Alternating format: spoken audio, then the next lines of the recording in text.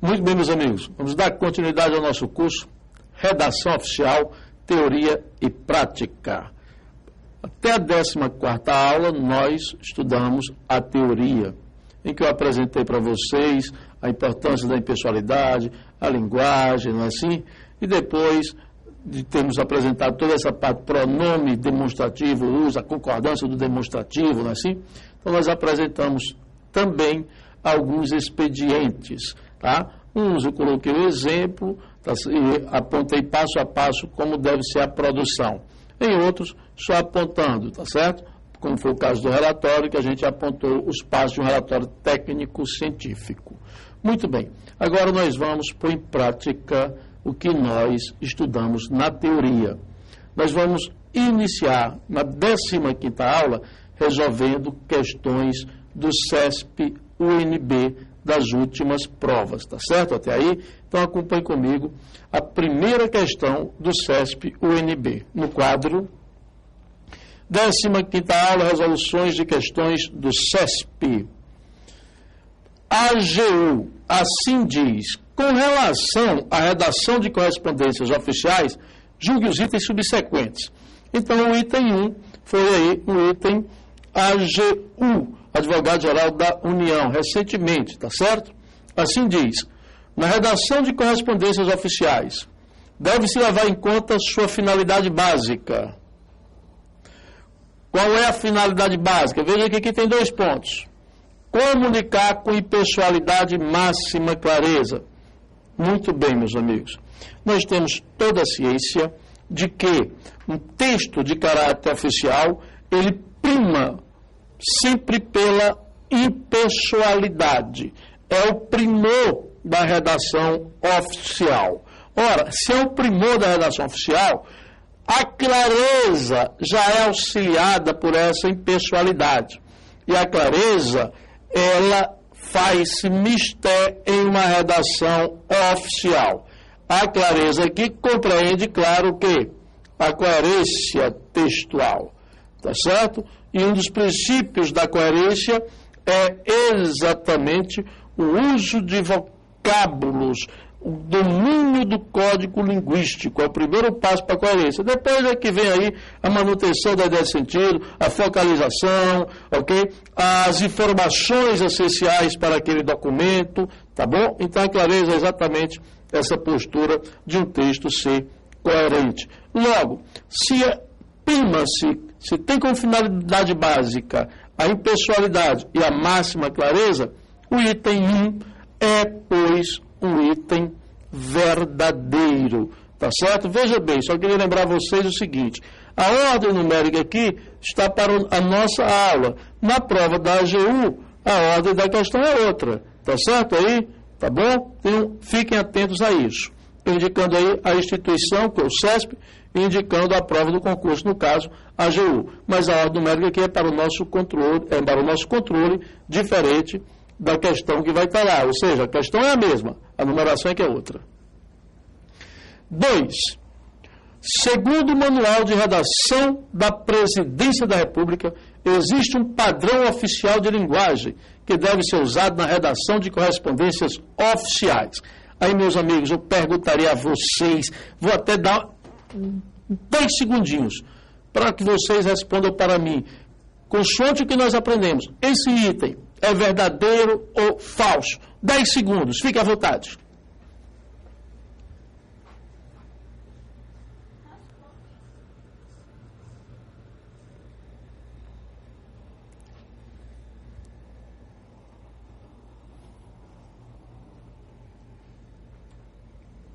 Muito bem, meus amigos. Claro que vocês disseram que queriam me pegar, mas não me pegaram. É falso, Marcelo. Eu tenho a ciência, inclusive percebi que recentemente você comentou, parece que na aula de número 13 ou 14 sobre a linguagem, você afirmou o seguinte, olha, padrão culto, o uso da linguagem culta, mas não há determinação do padrão específico, do padrão oficial da linguagem. Oh, rapaz, foi aí que eu me equivoquei. Por quê? Porque eu imaginei padrão oficial, lembrei logo padrão culto. Tá? Pois o item é falso, minha gente, porque não há isso. Até mesmo Em determinados textos, como relatório, por exemplo, pode haver transcrições. Em outros, você pode o quê? O que se pede é que seja a linguagem culta, que evite os coloquialismos, que evite o regionalismo, mas, por fim, não é, na verdade, um estabelecimento da linguagem, uma linguagem oficial. Não, é a linguagem culta, a linguagem padrão, a linguagem determinada pela NGB. Isso aqui como preferência, tá certo? Então, o item passa a ser falso exatamente por isso. Até mesmo porque pode haver, em determinados textos, o uso de uma linguagem técnica, tá certo? O que se pede é que não se utilize, evite. Mas, tá bom? Ninguém pode taxar que há um padrão oficial de linguagem. Falso o item. Questão número 3 é da ANEEL. Diz assim: a impessoalidade que deve caracterizar a redação oficial é percebida, entre outros aspectos, no tratamento que é dado ao destinatário, o qual deve ser sempre concebido como homogêneo e impessoal, seja ele cidadão ou um órgão público. E agora, meus amigos, verdadeiro ou falso esse item? 10 segundos para os senhores.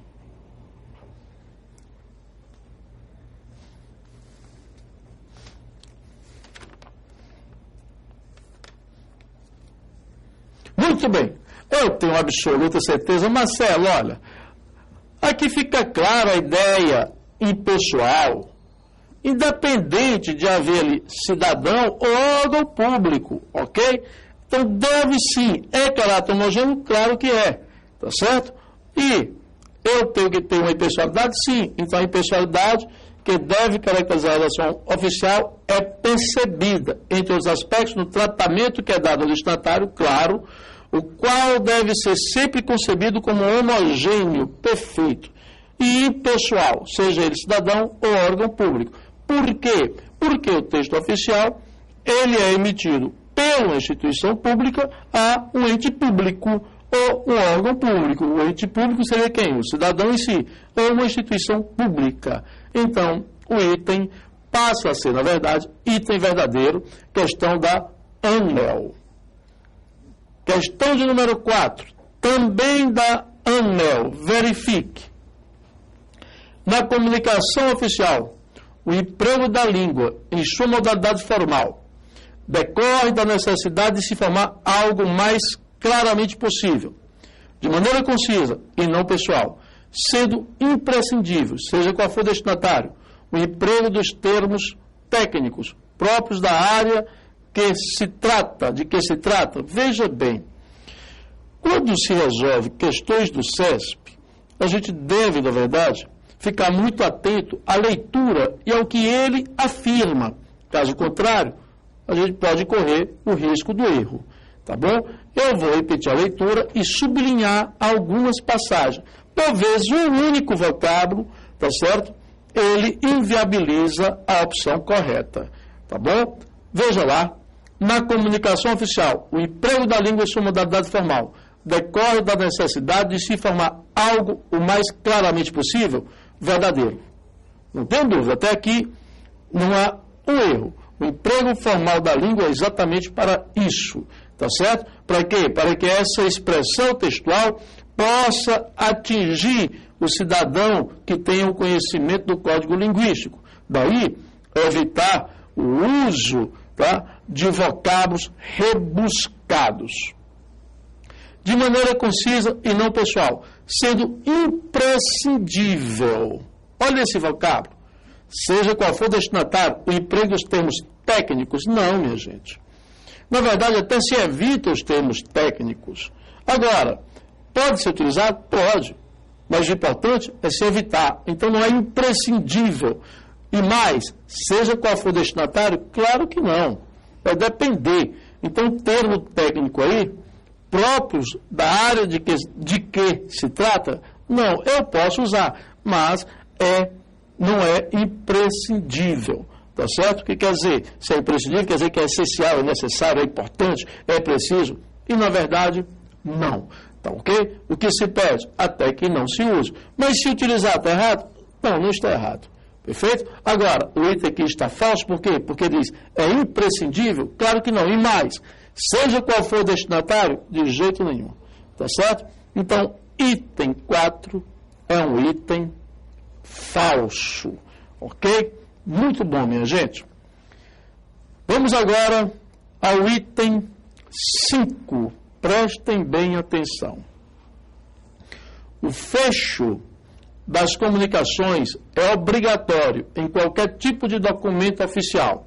Restringe-se apenas 2, respeitosamente e atenciosamente, a depender da relação hierárquica existente entre o remetente e o destinatário. Bem, eu vou chamar a atenção de vocês para isso, comigo.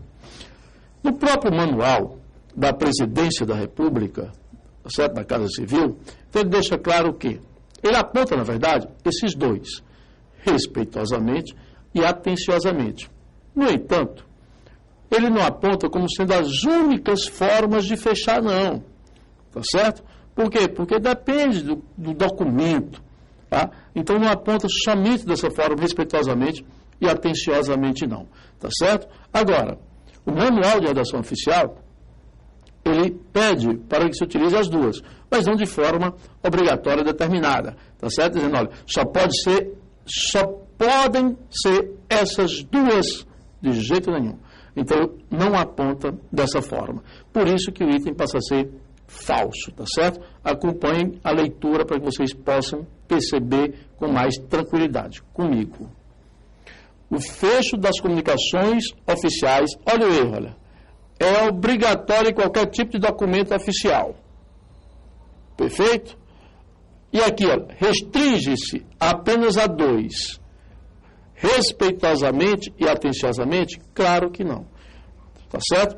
Não fica restringido, fecho não fica restringido apenas a respeitosamente e atenciosamente. Pode haver um cordialmente? Claro que pode. Tá certo?